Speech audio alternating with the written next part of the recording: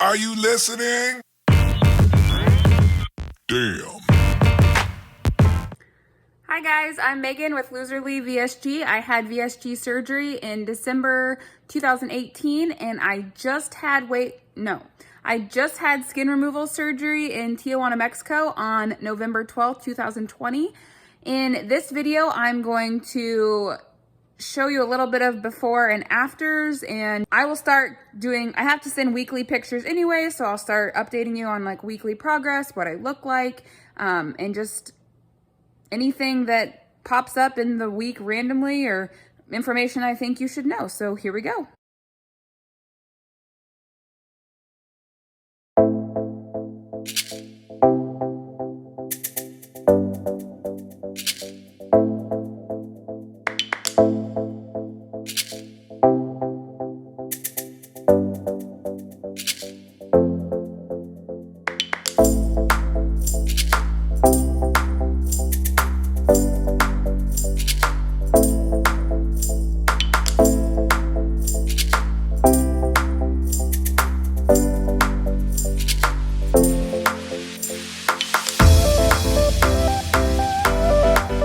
Good morning. It is Tuesday, November 24th.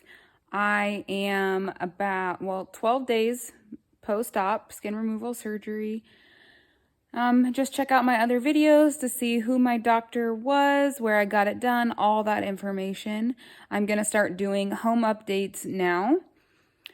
I have been sleeping in my lift recliner here at home. It helps me get up when I have to go to the bathroom in the middle of the night without anybody else's help, and it allows my arms to be elevated. One thing I don't think that I have mentioned, and I didn't know this, is the doctor had asked me if I had a dog. And I said, yeah, I have a little dog. And he asked me if he sleeps in my bed. I said, yeah. And he told me that couldn't happen. For a while, he said dogs have some bacteria on their skin that could really infect my incisions, so he wanted to make sure if I was going to sleep in bed that all my bedding was washed. Sleeping in bed is not an option for me right now just because I don't have enough pillows and it's just easier for me to do it by myself in the chair. But if you have a dog and your plan is to sleep in bed, then you have that information and you can be prepared. I didn't really know what we were going to do about my dog. He's always slept at the feet, at our feet in the bed.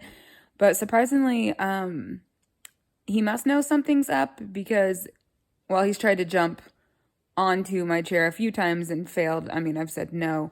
He can't even touch the blanket I'm using. And he doesn't, my husband sleeps in the bed at night, but he won't go in there. He just sleeps on the couch, so he's close to me, but not on me. So he's being a good boy. I got the okay to remove my lower drains last night. They were one on each side of my groin. Not good. Not good. My husband did it, and it was nothing he did. It's because of the way the drains are made. So the clear part that you see will come out no problem because it's the size of the hole that's already there. As the drain gets farther into you, it gets a little thicker and it's white and it has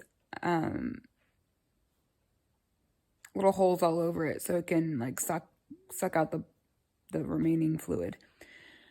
So it's a little bigger than what your hole, is. And so you pretty much have to bust open the hole to get that out. And it's not good. My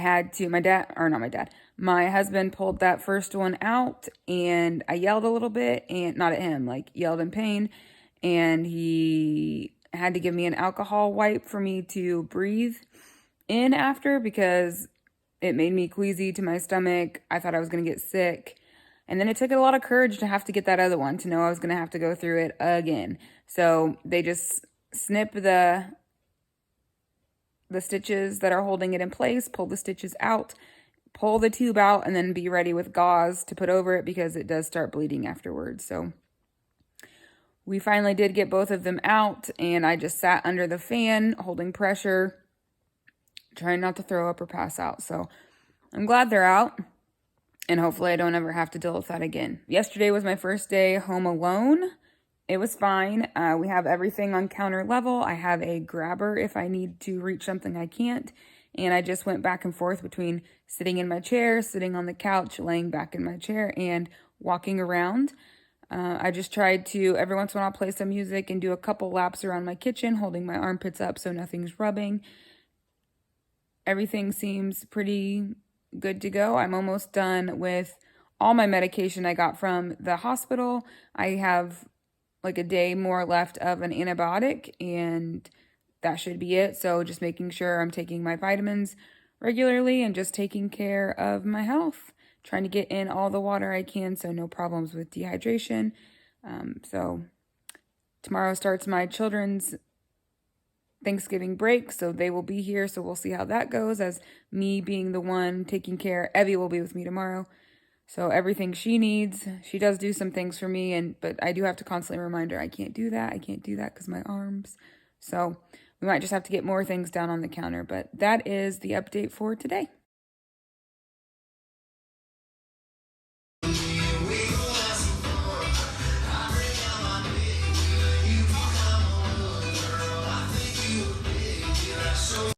You know, with trauma to the body, I thought like that would kind of delay your period, and I was kind of looking forward to that because I just wasn't prepared for all that, but nope. Right on time, just to let you know, my body just kicked it right into gear. We're ready to go with that. Also, I can't shave my legs, so it's growing back, and where my faja is on my thighs, it's like pulling each little hair on my leg, so that's a lot of fun. So I'm gonna ask my husband to shave my legs, and maybe we'll get some good footage of that.